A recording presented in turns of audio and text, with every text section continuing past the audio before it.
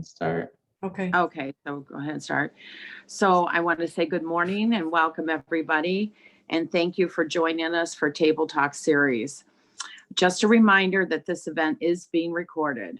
ElderWorks Educational Service is a non-for-profit 501c3 corporation whose mission is to provide older adults, seniors, and families information, referrals, and guidance for senior living, home care, and support services to help make appropriate decisions. This includes education on senior topics for community members and professionals. The guidance we provide will help seniors stay home well or transition successfully into a new senior housing opportunity. If you have any questions throughout the presentation, please use the chat box or question and answer button on your screen to ask questions. And there will be a couple times during the presentation that Carol will take questions as well. After the webinar, a short survey will pop up on your screen. We would appreciate your feedback. No surveys, okay. And then let's see, I'd like to introduce Carol Brandt today. Carol is the president and founder of Brandt Financial Concepts, Inc., a local and independent firm with a rich history. Carol is a certified long-term care and valued resource to our community, having expertise with funding ideas for extended care. She has a passion for helping professionals and everyday people plan well to age well and hopefully avoid going broke. Carol, I turn it over to you. Thank you. Thank you for that introduction.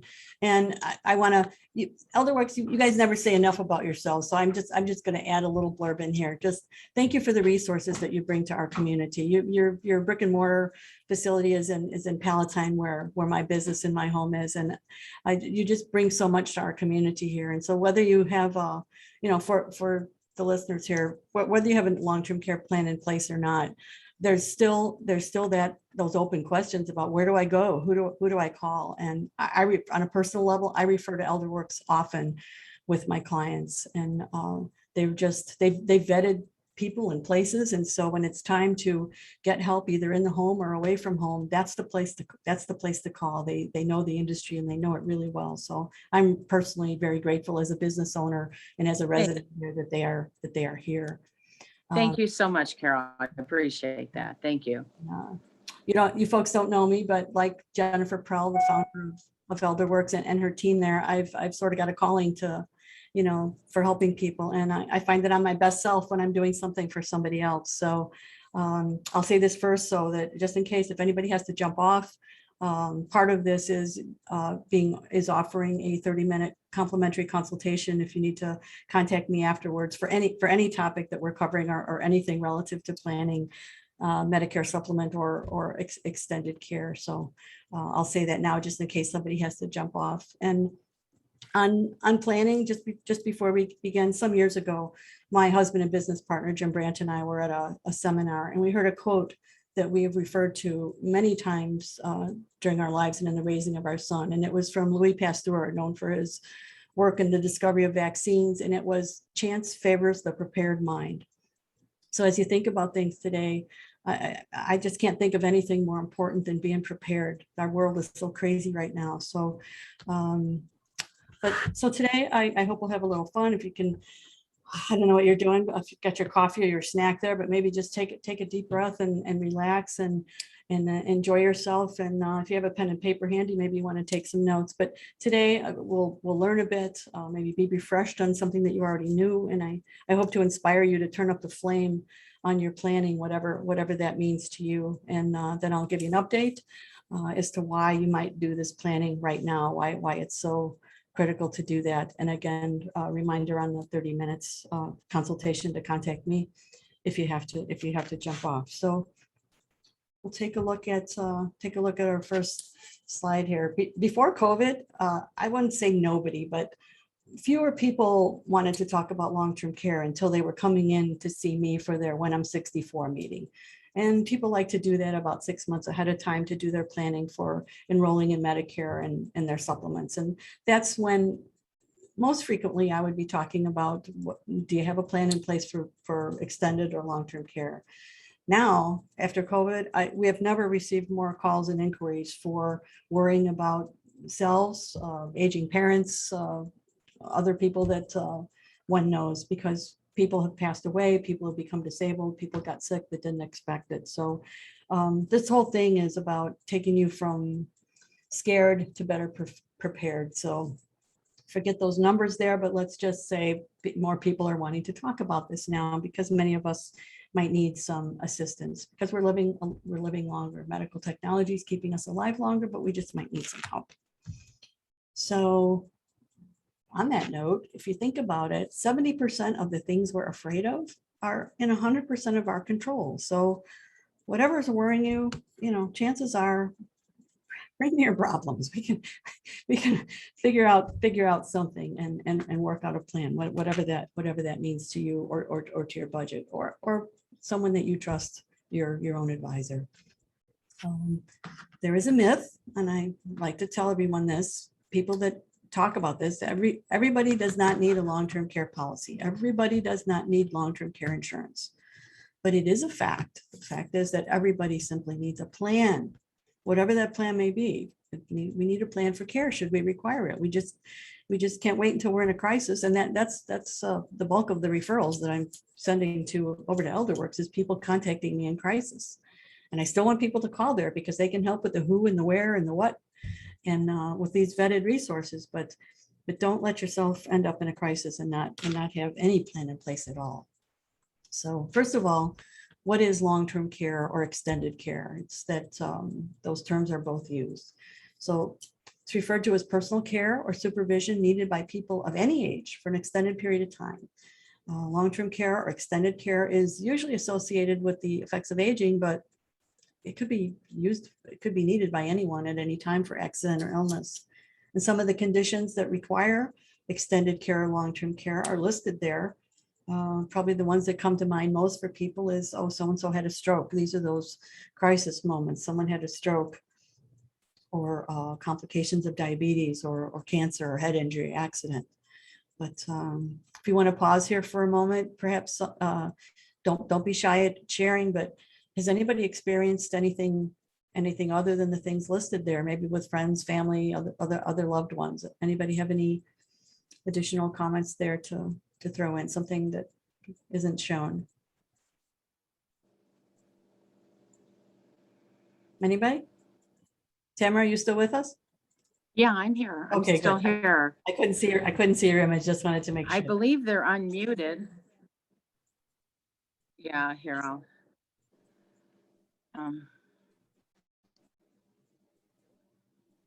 I believe everyone's unmuted. Maybe if somebody could say something just to test to be sure about the unmuted, just to make sure it's working. Right.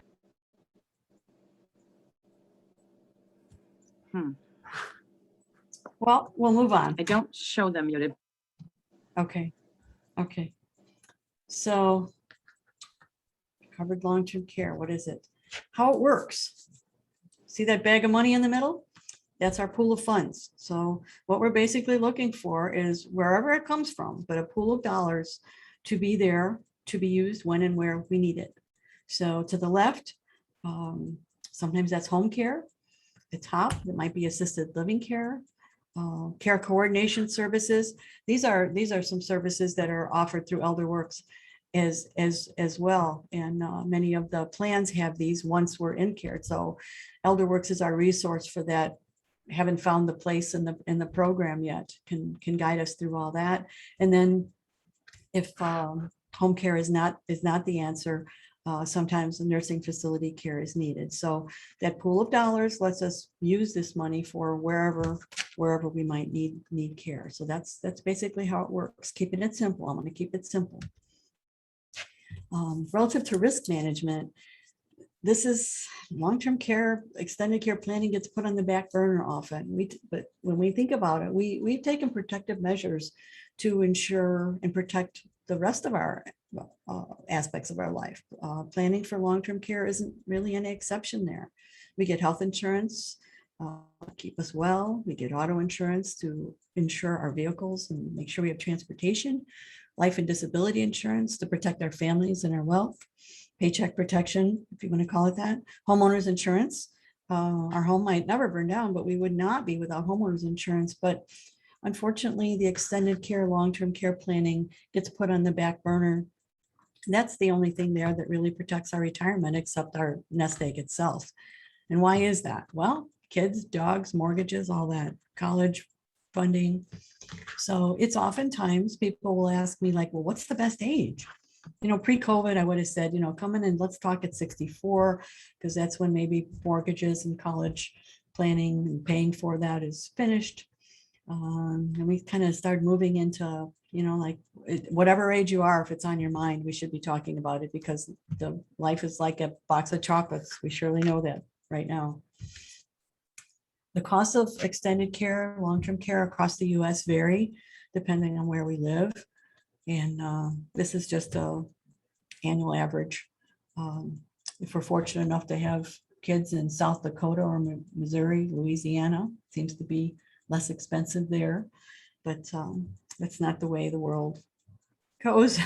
We live where we live, and we sometimes we have a crisis and we end up getting care where we live, where our families are. This is the annual Genworth. I hope this isn't too small for many of you to see, but this is the annual Genworth median long-term care services cost. And I'll just take it to the annual column and then kind of look down there. So you can kind of see, from homemaker services to home health aid at $54,000 a year, down to private room in a nursing home, $105,000. Again, these are median costs. $105,000 is not going to do it if we needed memory care. Those facilities or those sections can be more expensive, but this kind of gives you an idea of hourly, daily, monthly, annually, and it is changing with inflation. And I don't even know what to say about inflation with what's going on right now. So let's not worry about that. We're going to go from scared to better prepared and not worry about it. Let's just do something about it. So who pays for long-term care? Well, when I'm 64 meetings with people, it is a common misconception. About 50% of the people that come in think that Medicare and Medicare supplement is going to cover their need for long-term care. But the truth is that we'll need to cover the bulk of that ourselves, either from our own nest egg or from private insurance. In the first column, we can see Medicare does somewhat cover the first 100 days of skilled care that we need. And if we talk about what's the definition of skilled care, so this is referring to a person that needs care or treatment that can only be provided by a licensed professional. And so that could be medical, it could be physical therapy, it could be occupational therapy, speech, wound care, IV administration, injections, pain control, monitoring of vital signs, and medical equipment. So that's skilled. So if we don't need skilled care this first 100 days, we're not going to get that intermediate care.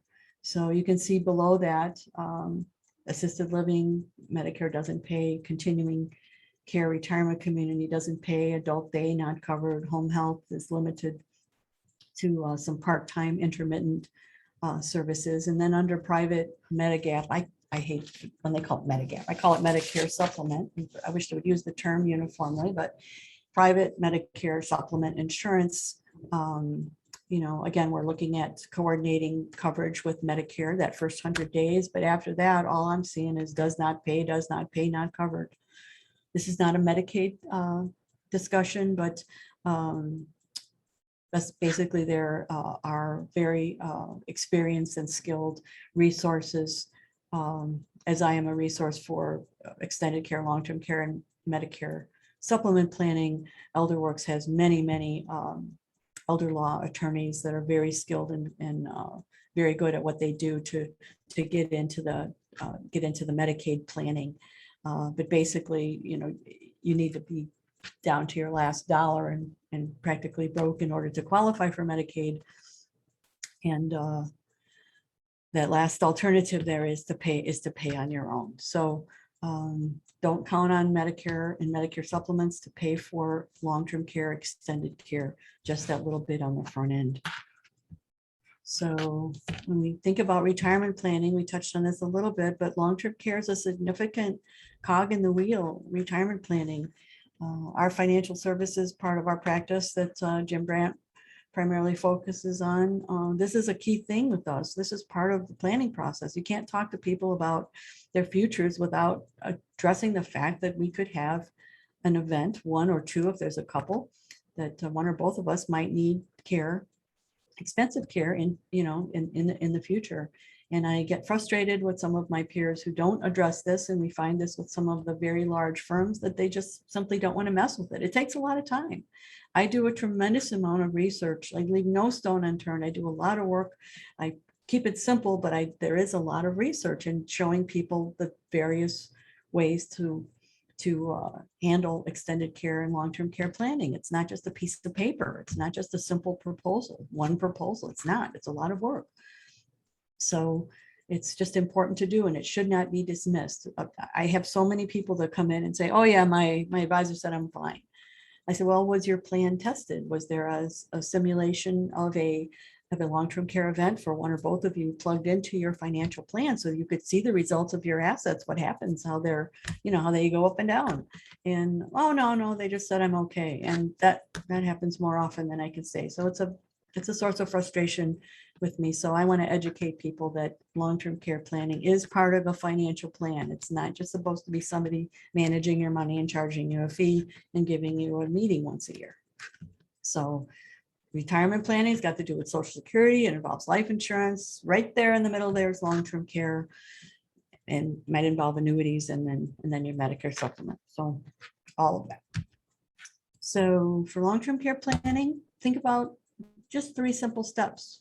Understanding what we're doing today, learning about the basics, thinking about personal experiences.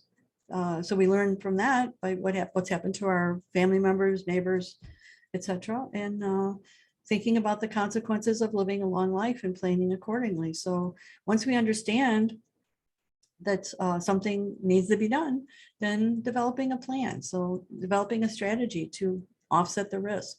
It doesn't mean you have to cover it 100% with a policy or a plan or have 100% of it in the bank at any given moment, but need to kind of look to the future. Long-term care is a family issue because when we need help, we're looking to the family, we're looking to our spouse, our kids, our others. And so there is a risk to our families if there's no strategy in place.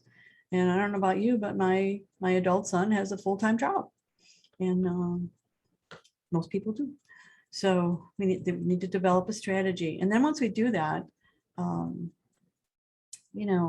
plan without execution is really just a wish. You got to implement. So we need to do something. So whether that's a long-term care insurance planning with a policy or program, whether that's self-funding, or whether you arrange for a caregiver plan within your friend circles or family circles, implementing the plan and doing something about it. So today I'm hoping that I've turned up the flame and you've taken that off of the back burner, because it's something that, again, nobody had wanted to talk about, but now more people want to talk about it. And because you're here today, tells me that you do as well. So as we think about a plan for care, these are just thoughts. So think about any experience you've had with family or friends needing care. And this is actually kind of a question. This is on a questionnaire on some planning platforms. Do you believe you could live into your 80s, 90s, or even longer? So family longevity has a bit to do with it. But, my mom and dad were each one of 10 on my mom's side. Many of them had strokes, but I don't think that's going to happen to me because I live a different lifestyle and we have different medical technology available to us. So I'm going to be in their 90s and 100 plus. I think that's my plan. So then we might never require care, but if we did, we have to think about how this would affect our family emotionally and how it would impact our family physically. Are they able to do things for us? If let's say they can quit their jobs, can they physically help us? It's not easy transferring someone from bed to chair to up and down stairs. I mean, there's physical issues here too. So, and then how would paying for care impact our families financially? Most people haven't planned on paying for the care of someone else. So as an adult with a child, I want to plan to be able to take care of my finances. So when we think about a plan of care, and here's where ElderWorks comes into play, and in my world, and getting people help, where would we want to receive care? Where would we want to go? We'd likely want to be cared for in our homes as long as we could, but beyond that, where and who do we want to physically provide our care for us, and who to coordinate the care? And then there's the funding thing, the funding aspect. How are we going to pay for this? And what other planning have we done that can coordinate with this? Maybe we've got a small plan in place. Maybe there's an inheritance coming, and so we've got something that we can count on, and we only need to supplement somewhat. But again, just a plan. We don't get in the car and drive to California without a map. We don't know where we're going, so we need a map.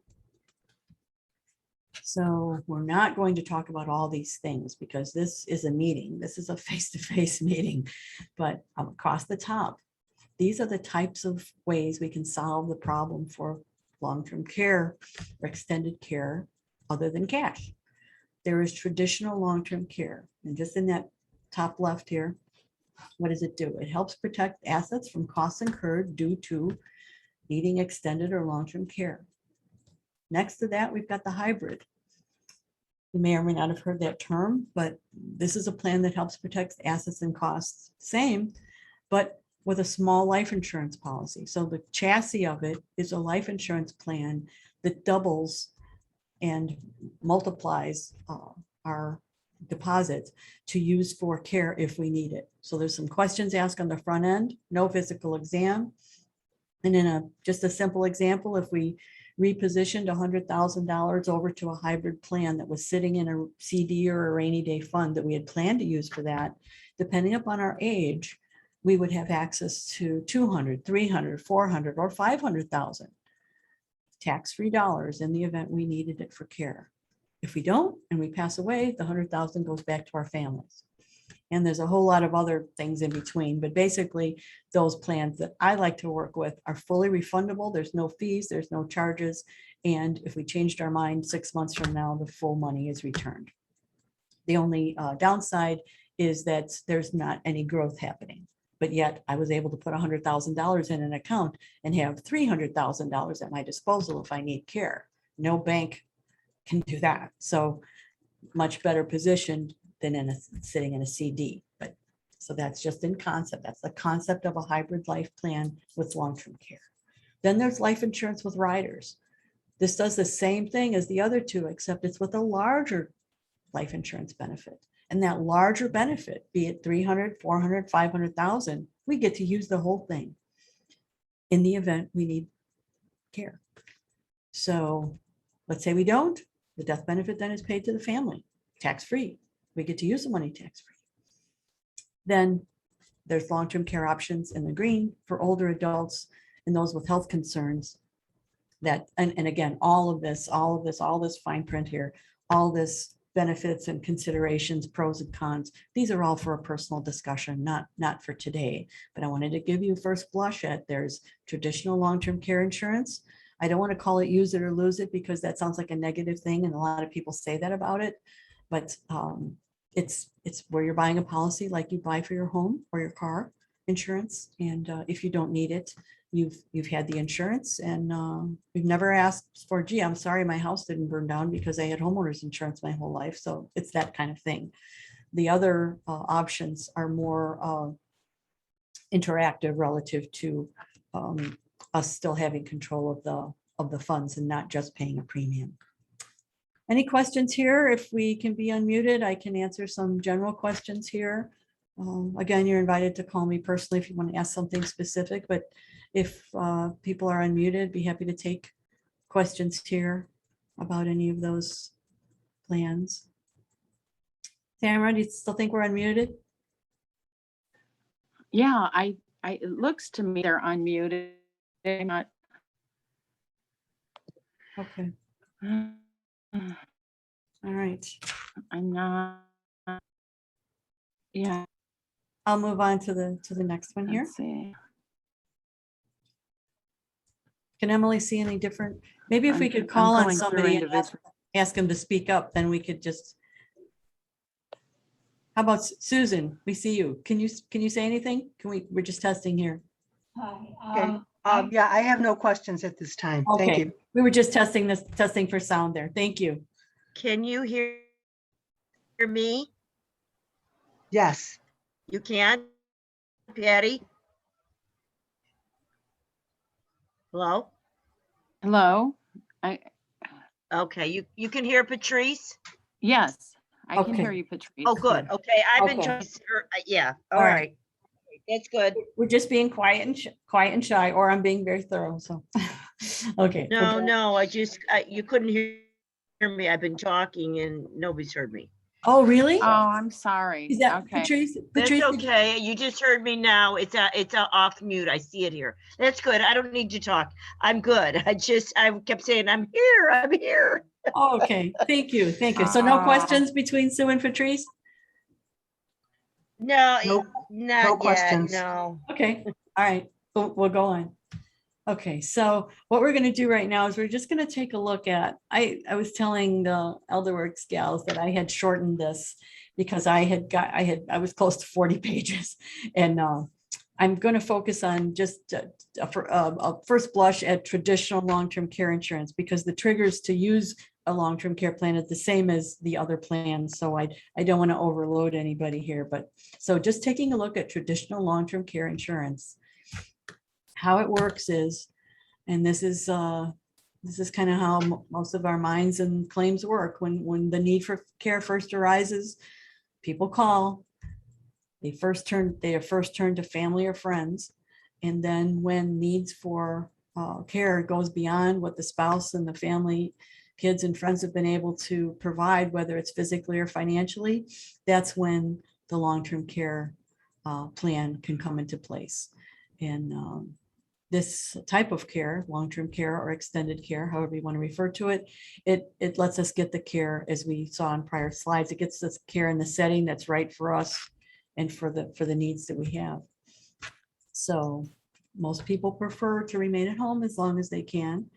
And part of that planning, well, I'm not in the general contractor business, but part of that planning might be having a ranch, having a handicap ramp, or a zero clearance shower, things like that. So to remain at home as long as possible. Those things, by the way, are covered by the various insurance types, can be covered to where home improvements and modifications can be addressed.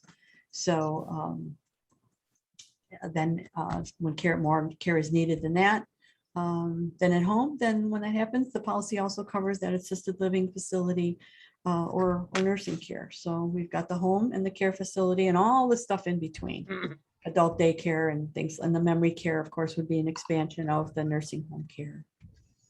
So how we come out, be eligible for benefits. And the reason I'm addressing the traditional long-term care is that if you remember, we saw the traditional long-term care, we saw the hybrid, and we saw the life with the riders. All three of those have the same triggers, because this was done legislatively many years ago. So we're eligible to receive benefits from our policy, whether it's any of those three types. Those are different types of ways to solve the problem. If we're chronically ill and a licensed healthcare professional deems us so. Most plans require a plan of care submitted. Some send a visiting nurse to the home to assess. But what they're looking for is, are we dependent? Do we need help in 2 of 6 activities of daily living, referred to as ADLs in the industry? And those activities of daily living are bathing, dressing, eating, transferring, toileting, and continence. And are we expected to need that assistance for 90 days, not just had a surgery and, we're out of commission for a little bit?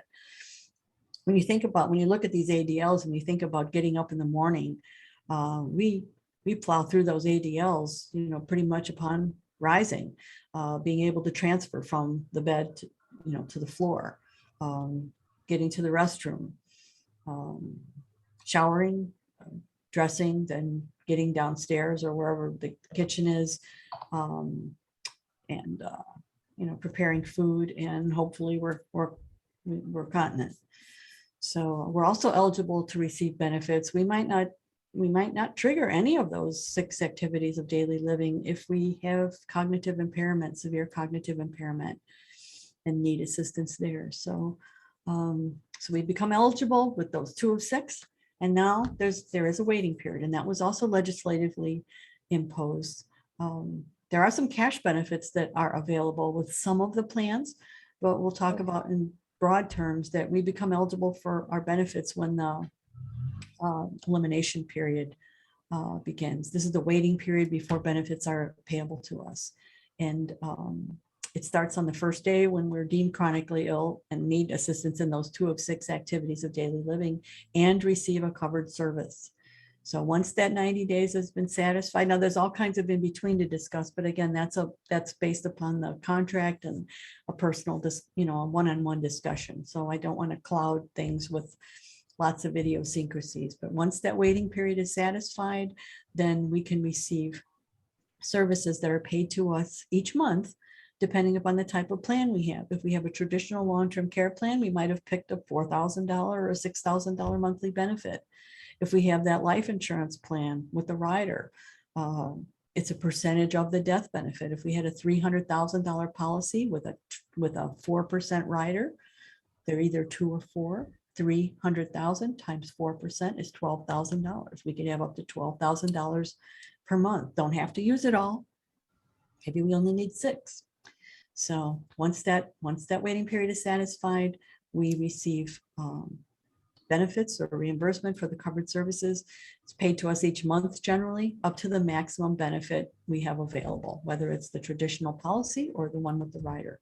And as long as we remain eligible, benefits for covered services will be paid to us until the policy limit is reached, whatever that may be. Can I ask a question? Yes, please. What is the average policy limit? 3 years, 4 years, 5 years? What do you see? Traditionally, I'm seeing 5 years. Okay. Plans used to be lifetime. They were formerly lifetime long ago. Right. And now you can't get much in lifetime. But so 5 years, 6 years, but what's wrong with having a 2 or 3 year plan if that's what your budget dictates? Why? Because that helps you with, and I'll touch on that now. Illinois is a partnership state. And if you have funds in a long-term care plan, and let's say it comes out to be 250,000 or 300,000 in that whole pool of money that you have, that amount gets to be exempt and lets us keep that on our side of the board if we had to go into Medicaid. So having a traditional long-term care plan of 2 or 3 years, there's nothing wrong with that. It doesn't, we don't have to build Rome in a day. Having some sort of plan in place certainly helps defer costs. So that's a great question. It's for the work I do and other people that do this, it's all about budget. If you went to the grocery store with $100 in your wallet, we're going to get $100 with the groceries. If you went to the store with a list and had no idea what it was going to cost, but you had a credit card with you, and the groceries came out to $232, then that's what it's going to cost. So there's all kinds of options in between. So there's everything from longer waiting periods. Maybe you have a year or 2 of funds in your rainy day fund, and you don't need the 90-day waiting period. Maybe you could wait a year. Maybe you're good for the year. That brings the price drastically down. It's all based upon age, gender, zip code. So it's not anything I can give you a ballpark on, but I can with with your date of birth and a conversation can certainly do that. So any further questions on that average amount of benefit? So benefit payment options, narrow it down to 2 different types and then 3 categories in there. There's indemnity versus reimbursement. Reimbursement is a plan where the actual long-term care costs are eligible. This is mostly what you find in traditional long-term care policy, a traditional long-term care insurance. Only the long-term care costs are reimbursement eligible. You submit bills and receipts. You can't assign benefits. Like you're going to be in a nursing home, you don't have to physically pay them and then wait for reimbursement. The benefits can be assigned from the insurance company to pay the facility, but licensed providers are generally required. And that means that your friend or your spouse isn't going to be providing care and get paid. There's benefit limitations, non-qualifying services, they'll be defined and you do pay for them out of pocket. Like if, you wanted a housekeeper or lawn service, other plans do allow for that, but with a traditional long-term care reimbursement style plan, you'll be looking at actual long-term care related expenses. There's nothing wrong with that. It's just the way it is. Indemnity, full monthly benefits paid to the policyholder.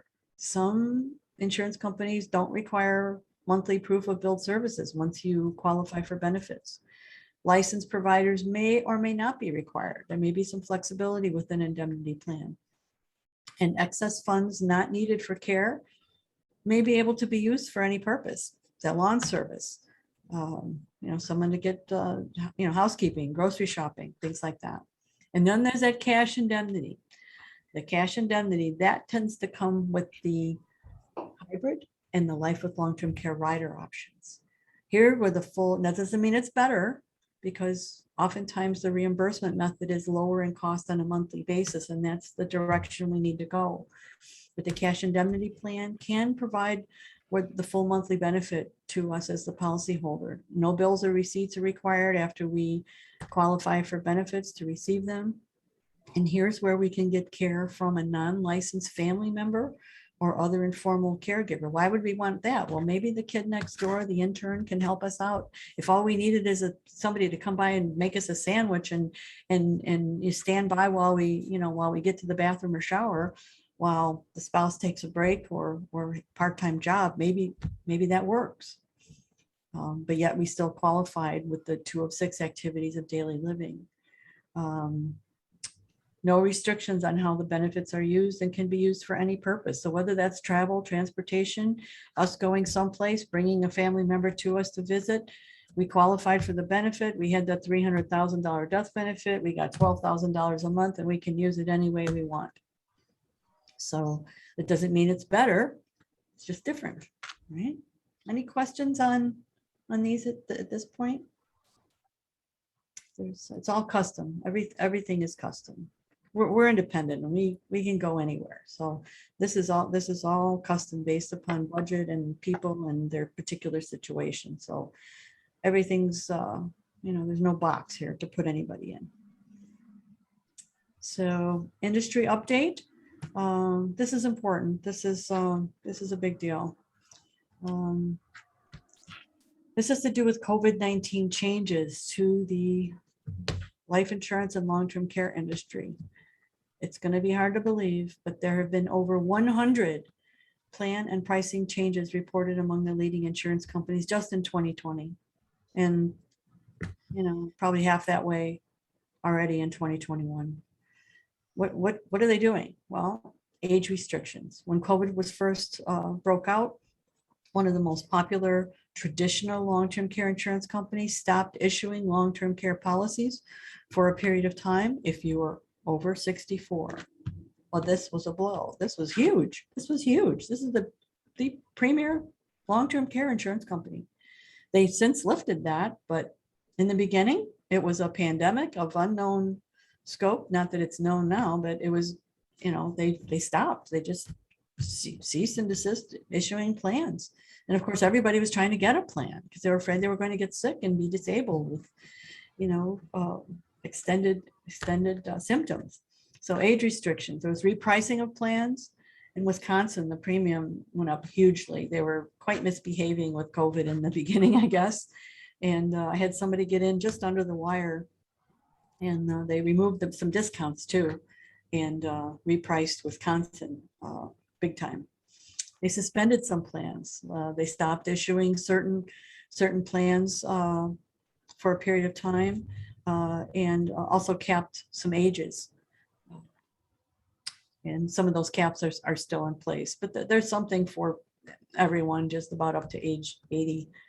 It's still worth an inquiry. And then underwriting modifications, getting a little more strict on looking at health conditions that might predispose someone. They likely got more strict on diabetes and height and weight. So don't be one of those forlorn looking people in the image there. And have your, have a plan and know, know what your next move is if you need some help or your loved ones. Some of the questions, because you're a rather quiet group this morning, but these are some of the questions that I often get. I have an old long-term care plan that pays for nursing home coverage only.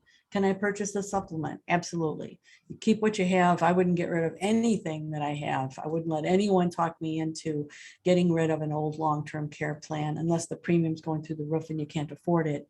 And there's also ways to modify the benefit and keep it in your budget. So be very careful with that. And I'm happy to answer questions about second opinions on things that weren't done with my firm.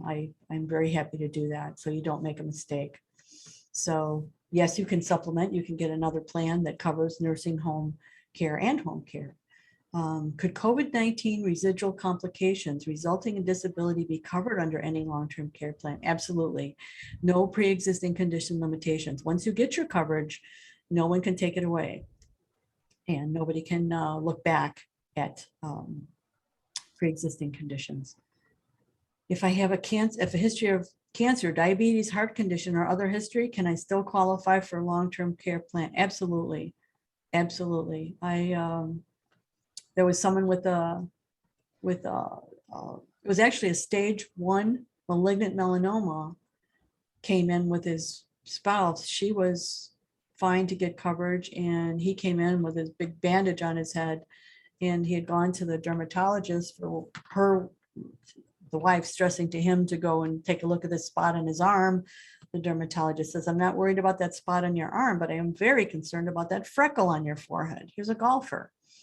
And that freckle was stage 1 malignant melanoma. They cut into his head pretty deep, and he needed to go to a specialty plastic surgeon to rebuild his forehead. They did an outstanding job. And I thought, oh, I hadn't had that particular situation presented for a while. And when I inquired, the insurance company only asked for 6 months of recovery. And because the doctor said it doesn't even want to see him again. They got it all with the Mohs surgery, where they go in and get layer after layer until it's all gone.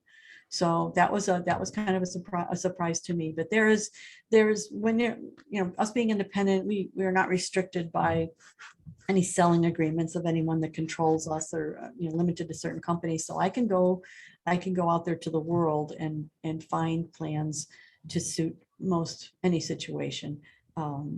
But somebody obviously active with cancer or uncontrolled diabetes or just had a heart attack, that is a little bit of a problem, but we should still talk about those other methods. So how do you pay for long-term care? Where do we get the money for that? Well, you might have an old annuity. Maybe you have some rainy day funds, savings, mutual funds. Sometimes it involves repositioning some assets, and it doesn't mean spending them. That hybrid plan, you can literally reposition from one pot to another, and it still shows up on your balance sheet with nothing deducted. The only time it's being used is if you need long-term care, but that 100,000 in my example is still sitting there, fully liquid with no surrender charges. It's crazy. It sounds too good to be true, but it's a big company. Partial 401k withdrawal. I don't recommend that as a rule, but if I know someone that inherited a ton of money, the money was tied up in stocks. They had a big 401k at work. They didn't have long-term care. They were concerned about that. The accountant suggested, not I, but the CPA suggested a partial 401k withdrawal to make a contribution to a long-term care plan, which could then be giving tax-free benefit back to the person. So they paid some taxes on the front end of the 401k withdrawal in order to fund that. And again, that's done with, I don't know everything. I refer to specialists often. And in this case, we referred to the client's CPA for guidance. It might be the cash value of old life insurance policies. This is a big thing. Just like stocks, bonds, mutual funds, cash value life insurance policies need to be monitored. You can't just put them in the drawer and never look at them again. They need to be monitored. And in some cases, and I'll say this now, some of these policies are in trouble. And that means that the declining interest rates for the last decade plus have caused these policies not to perform as they were originally projected when higher interest rates prevailed. And some of these policies are, people bring in statements and they're going to lapse in 6 years. And they've not looked at this statement and no one's called them because their broker's deceased or gone or never called them again after they set this policy up, and that's wrong. So, but On the other hand, some of these cash value insurance policies have large cash value in them that don't have long-term care riders on them. And even though we're older, life insurance actuarial tables have been redone. People are living longer, and I can actually get insurance less than when I was 18 years old because of life expectancy changes. So check into exchanging an old policy for a new one, like you would exchange a piece of real estate for another without paying taxes. So tax-free exchanges are possible. Your RMDs, people say, oh, I don't have any, I don't know, how am I going to pay for that?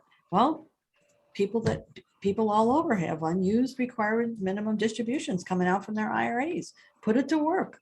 You have to pay taxes on that, but the benefit that comes out of the long-term care plan is going to come tax-free. So it's a really good use of RMDs or part of them to do that additional planning. Don't just set them aside and let them sit there or just to go to our kids, but then have the potential of hundreds of thousands of dollars of expenses per year in long-term care not covered. Questions? I hope I've inspired you and given you some ideas. There's my contact information there for anything you'd like to talk about. I wanted to conclude with I mentioned the complimentary thing, but, and also again, a goal without a plan is just a wish, right? If we don't do something, get it off the back burner and do something. And I'm interested in longevity and fitness. And for me, I want to give you something easy just to conclude with. One of the key components for me for longevity is flexibility and balance. And I start my day, I've done this for the last 5 years. I start my day with stretching before I leave the master bedroom. There isn't anybody that can't do that. Laying in your bed, standing on the floor in your tall bed, doing like a hurdle stretch, stretching your leg over your head, stretching arm the opposite way, both arms. Spend 10, 15 minutes doing that. And in 5 years, I've become like a rubber band. I can practically put my ankle on the back of my neck. And didn't happen overnight. And yes, I can still do some stretches that still burn, but great for flexibility. And then another thing regarding balance, I learned this from somebody. I actually saw an Asian woman doing this. And when someone next to me noticed that I was watching, she said she's doing that for balance, standing on one leg. How often are we behind the shopping cart? Just lift your leg up slightly. Nobody has to know you're doing it. Lift your leg up off the ground and stand on one leg. It's great for balance and stability. And, many people end up in nursing homes because of falls, and that doesn't usually end up too well. So work on your stretching and work on balance and flexibility. And that goes a long way towards longevity and keeping us out of needing home care and nursing home care. So questions? Any questions? Oh, also elder works. Y'all know about this? Do y'all know about? I just a reminder to Yes. everyone. I'm sorry, go ahead. Oh, I wanted to tell everyone about the Elder Works directory. We are sponsors, and you'll find us in here on one of the pages, but I'm showing it to you because you can see it's as thick as a phone book. These are available at no cost through ElderWorks. Stop in and see these folks and pick up a directory. Tremendous amount of resources in here. And I've had people tell me, someone that knows ElderWorks well and knows Jennifer said, I'd pay $25, $50 for that book every year. Well, it's free. It's free. The sponsors that are in here and the people that explain about the resources, they're paying for it, and as well as ElderWorks. And I just want to tell everybody this thing is amazing, and I have a box of them here and give it out to my clients. And just want to again thank ElderWorks for this opportunity to chat with people and for being there and having these amazing resources, because it certainly helps me in counseling my clients to have you guys in the neighborhood. Thank you so much, Carol. I appreciate that. And yeah, and if you're not able to get into our Palatine office, just give me a call and we can somehow get books to you as well. So I really appreciate that, Carol. Carol, thank you so much. It was very informative today. Really enjoyed it. I want to remind everyone that there will be a survey at the end. If you would be so kind to fill that out, we'd appreciate it. And if anyone has any last minute questions, we'll take them. And if not, then we'll go ahead and sign off. So are there any more questions for Carol?